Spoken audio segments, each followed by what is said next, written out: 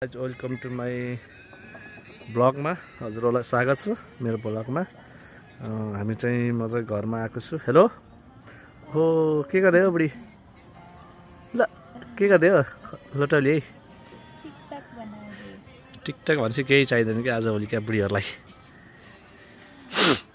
ल्याएर आफै टिकटकमा गीत सुन्ने आफै नाच्ने यस्तै छ गाइज। तपाईँहरूको पनि यस्तै हो कि मेरो मात्रै हो?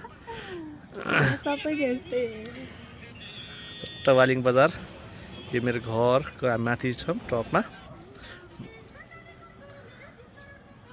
चट्ट घाम चाहिँ उता डाँडामाथि पुगिसकेका छन्। घाम अस्तान लागिसकेको छ। वालिङ बजारको माहौल यही हो।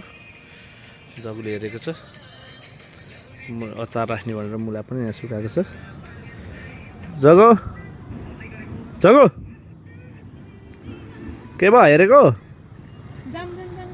जगोले हेऱ्यो।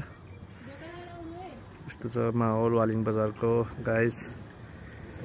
घाम यति बेलाको चाहिँ घाममा बस्न चाहिँ मजा छ है।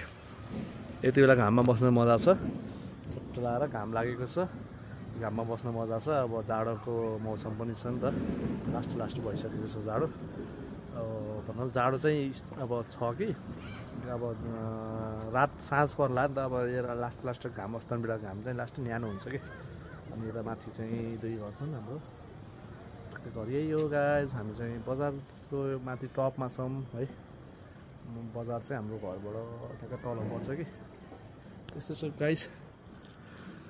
ओके अहिले चाहिँ म हिँड गर्न चाहन्छु। हाम्रो कागतीहरू रोपेको छ। काउली, लिची, काउली, प्याज, लसुन, आलु, कागती बुट्टाहरू।